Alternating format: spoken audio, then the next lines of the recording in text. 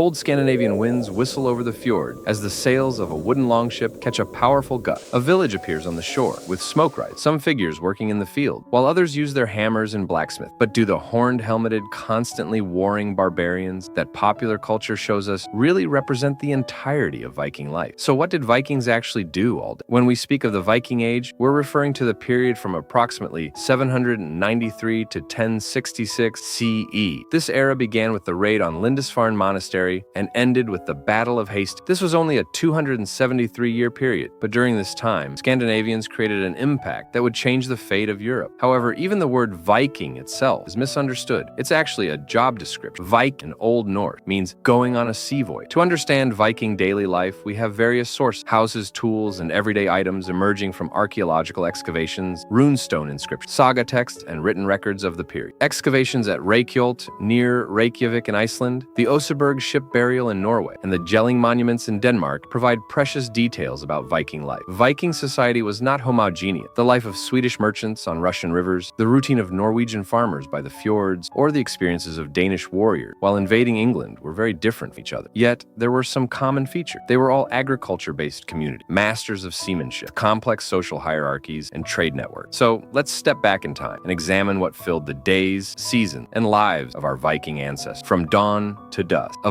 Viking day. The Viking day began with sunrise, but in Scandinavia's high latitudes, this had dramatic seasonal variation. In winter, the sun was visible for only a few hours, while in summer months, it barely set at all. These natural rhythms deeply influenced Viking life. The first task of the morning was to rekindle the overnight fire. Archaeological evidence from Bergfoss shows that the long fire pits at the center of Viking houses were kept burning continuously. Fire was critical, not just for warmth, but also for cooking, lighting, and protection. The morning routine began with assessing the household's needs. Animals had to be fed, cows milked, eggs collected. Water had to be brought from nearby wells, springs, or streams. This was usually the work of women and children, carried in wooden buckets or leather pouches. Viking life showed flexibility, focused on seasons and weather rather than rigid schedule. While spring was time for sowing seeds, summer was ideal for harvest and trade voyage. Autumn focused on winter preparations, while winter months were devoted to indoor crafts and repair work. Daytime activities were generally divided by gender, but this division wasn't absolute. While men typically focused on farming, animal husbandry, hunting, fishing, and long-distance trade voyages, women dealt with household management, food preparation, textile production, and local trade. However, archaeological evidence shows that women also used weapons and engaged in trade. Midday might include meal breaks, tool maintenance, or rest during hot weather. As evening darkness fell, the community would gather around the central fire. These evening hours were used for storytelling, planning, and strengthening social bonds. Food acquisition, from farming to warfare. The foundation of the Viking economy was agriculture. Contrary to popular imagery, most Vikings were farmers, and their lives revolved around land and livestock. Scandinavia's harsh climate required creative solutions. Grain production was the basis of Scandinavian life. Barley, the most common crop, resistant to cold climate and usable as food for both humans and animals. Rye, oats, and wheat were also cultivated crops. Excavations at the Borg farm in Norway show that 83-meter-long longhouses housed both humans and animals. Animal husbandry was equally important. Cattle provided milk, meat, and leather, while sheep gave wool and meat. Pigs were especially valuable because they could find food in forests. Horses were used not only for transportation, but also as prestige symbol, and sometimes as food source. Hunting and fishing were important protein source. Norway's long coastline provided access to rich marine resources. Cod, herring, and salmon were common fish. Archaeological sites in the Lofoten Islands show evidence of large-scale fish drying operations. Food preservation was critical, especially for the long winter. Salting, smoking, drying, and fermentation were common methods. Iceland's famous fermented shark, hakarl, is a technique dating from this period. The Viking diet was more diverse than most pre-modern agricultural diets. It included grains, meat, fish, dairy products, vegetables, and seasonal fruit. Archaeological analysis shows that Viking skeletons generally indicate good nutrition. Craftsmanship and technology. Skill, requiring mastery. Vikings were extraordinary craftsmen and technicians. Every Viking family had to possess the skills to produce their own tools, weapons, and daily items. Shipbuilding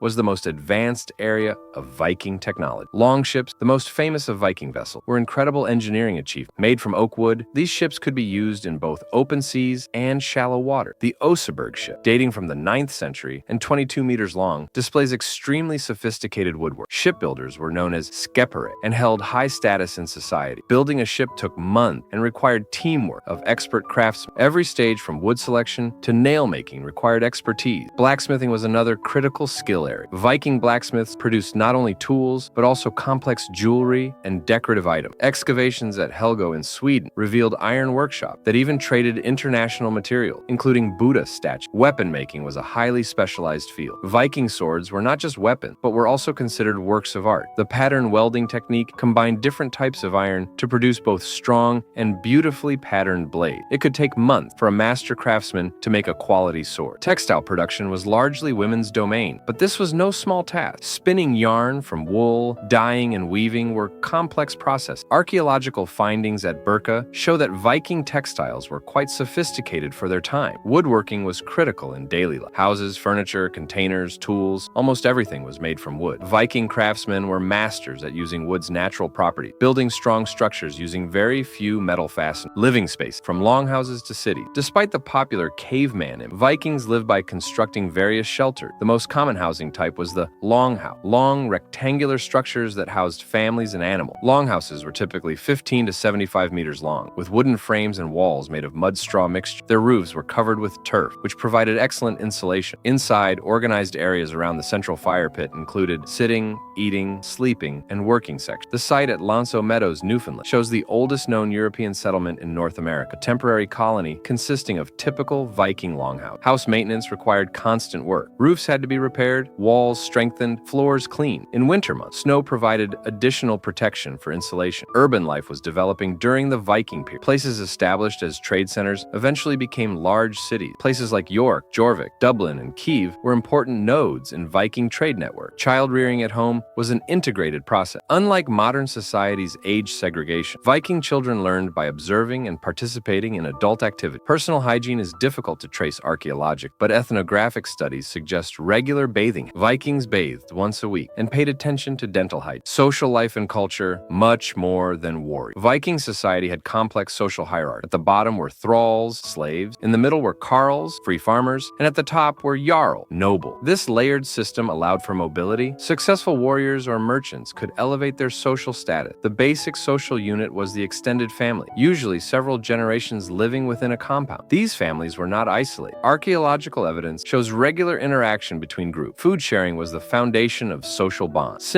Formal feasts were events that reinforced social status and formed alliances. At these feasts, mead, honey wine, and ale were consumed, stories were told, and poems were recited. Art was a central part of Viking social life. Runestones were stone monuments containing complex symbols and stories. Picture stones on Gotland contain detailed carved scenes depicting Viking mythology and daily life. Music also played an important role. Surviving instruments include lyres, flutes, and drums. Skaldic poetry, a form of poetry using complex meter and alliteration, shows the sophisticated side of Viking culture. Viking religion and rituals were integral parts of daily life. Gods like Odin, Thor, and Freya were not just legendary characters, but spirits consulted in daily decision-making. Conflict existed but was not constant. Although Viking skeletal remains show some violence-related injury, these are relatively rare compared to later periods. Resource abundance and balanced population density may have reduced competition in most regions. The Vikings' legacy to the world. The Viking lifestyle was a remarkable human adaptation, making important contributions to human history by adapting to harsh northern climate and enabling global exploration. First, Vikings were skilled environmental managers. Rather than being passive victims, they actively shaped their environment. Norse settlements in Greenland demonstrate their ability to establish sustainable communities under challenging conditions. Second, the Viking lifestyle required extraordinary breadth of knowledge. Each individual had to have a working understanding of navigation, weather patterns, animal behavior, plant resources, metalworking, and social dynamics. Third, their technologies were sophisticated adaptations to environmental challenges. While Viking ships may appear simple compared to modern standards, they were elegant solutions that emerged through generational refinement. Perhaps most importantly, the Viking period shows the emergence of the spirit of exploration and cultural exchange. Trade networks extended from Greenland to Constantinople, creating connections that fostered cultural innovation. Conclusion: the real daily lives of Vikings. So what did Vikings do all day? They maintained a complex balance between immediate needs and long-term planning. They manufactured and maintained essential technology. They acquired, processed, and shared food. They created and repaired shelters. They taught their children practical and cultural knowledge. They developed art, music, and symbolic systems. They maintained social bonds within and between groups. They adapted to environmental challenges through innovation and mobility. When we look at the archaeological record with fresh eyes, we see not primitive ancestors, but innovative humans who faced environmental challenges with creativity and resilience. Their solution, from sophisticated maritime technology to complex social systems, laid the foundations for subsequent human achievement. If you want to know more about the Vikings, you can subscribe to the channel. See you in another video.